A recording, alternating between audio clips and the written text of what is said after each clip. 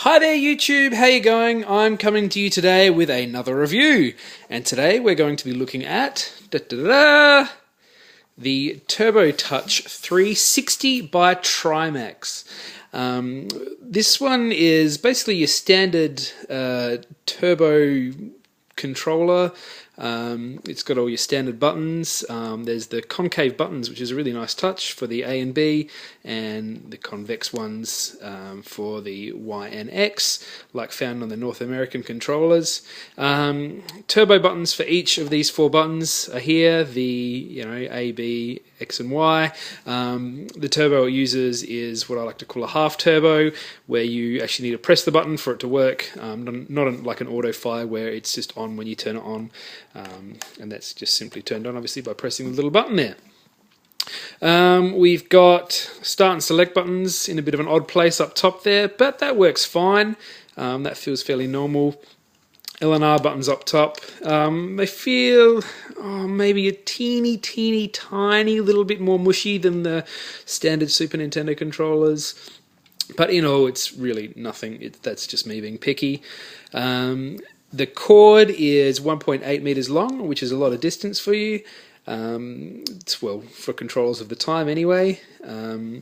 The controller itself is a little bit bigger than a regular Super Nintendo controller. I personally like that because I'm not a little kid anymore, and so I want a bit of extra width to it. Now, the one thing that this one is different to regular controllers is the D-pad here, and hence the name Turbo Touch. It's a touchpad, which for the time was pretty revolutionary. By today's standards, it's fairly common practice. Everybody's got smartphones now that have touch screens.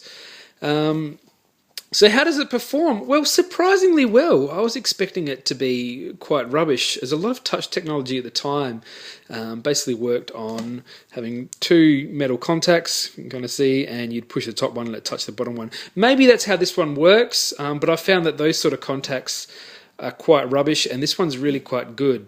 However, the touchpad isn't all that fantastic, because anyone who has tried to play an iPhone game that requires a D-pad on the screen, you kind of lose track of where your thumb is.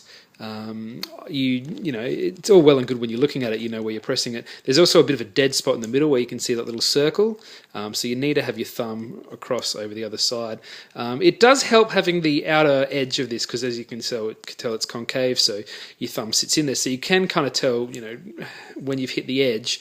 But I kept finding that maybe it's just me being an absolute artard, but I kept ducking down when I was playing various shooting games. You'd accidentally hit down before you found your position again. They do have these little textures you can see on here. You can actually feel that, so maybe it's more of a touch thing like that you'd get used to, but I tried playing with it for about an hour or so and kept having the same errors.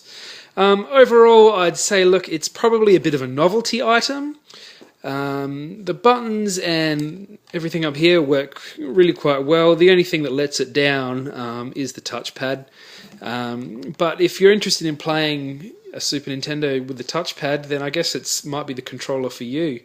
Overall, I'd probably give it about a 6 out of 10. The touchpad lets it down pretty bad. Maybe 6.5. Everything else about it is really quite good. So there you go, the Turbo Touch 360 by Trimax. See you next time.